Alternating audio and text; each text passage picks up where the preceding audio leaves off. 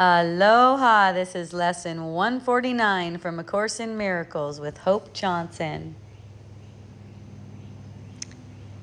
My mind holds only what I think with God.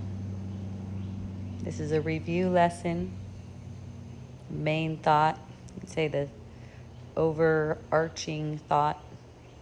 My mind holds only what I think with God. This is a direct answer to any of the ego's confusion, confused thoughts, conflict, suffering, pain, fear. Direct answer. It's like my mind doesn't even hold that thought. My mind only holds what I think with God. So in that, in seeing that, in your willingness to see that by thinking on this thought, my mind holds only what I think with God, you get to see that the ego's thoughts are meaningless. Like have an experience, these are meaningless. So this is a review lesson of lessons 137 and 138. Lesson 137, when I am healed, I am not healed alone. And lesson 138, heaven is a decision I must make. So you're not healed alone, meaning this idea that there are separate minds, separate bodies, separate experiences. That's the ego's illusion. That's how the ego maintains division, the idea of separation. All right, so really our mind is one mind. So truly any healing that's actual healing extends to everyone. Accepting the atonement for yourself meaning being relieved of your guilt. Allowing yourself to be relieved of your guilt. It serves no purpose. Remorse does not serve a purpose. The ego will tell you that if you have remorse, it's going to help you behave differently. It's exactly the opposite. Holding remorse guarantees that you get a future like the past. Okay? So noticing when you accept the atonement, like you're willing to see that this idea that there's something to even hold remorse over. It's not about pretending something didn't happen. It's about seeing that it's a dream. You actually see that. That's where the total release comes in.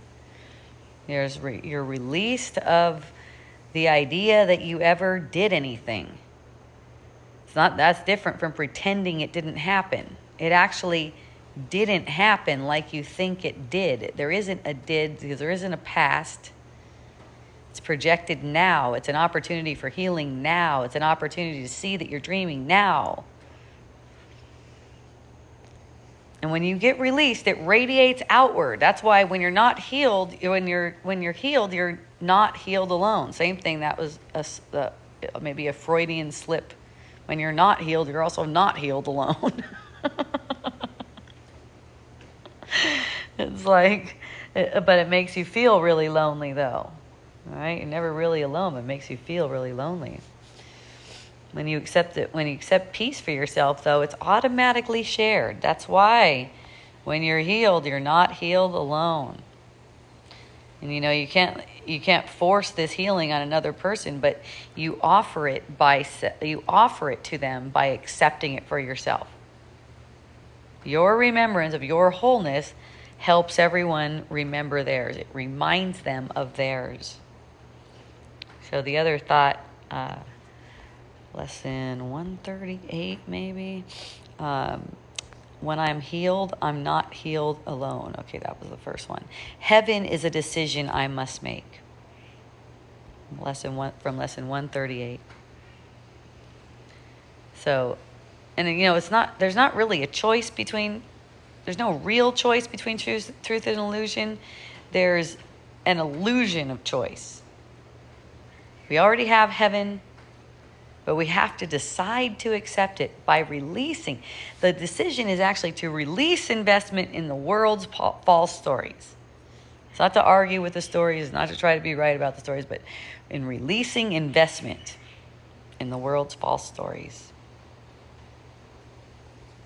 To the ego, heaven is really far away because of your investment in the false stories. It seems like heaven is far away. That's how you get to that. Right? So you choose whether you want to continue pretending what the ego is saying. Heaven becomes the only option because it's the only thing that exists. It's always been the only option. So 5 minutes in the morning, 5 minutes before bed, my mind holds only what I think with God. When I am healed, I am not healed alone. And heaven is the decision I must make.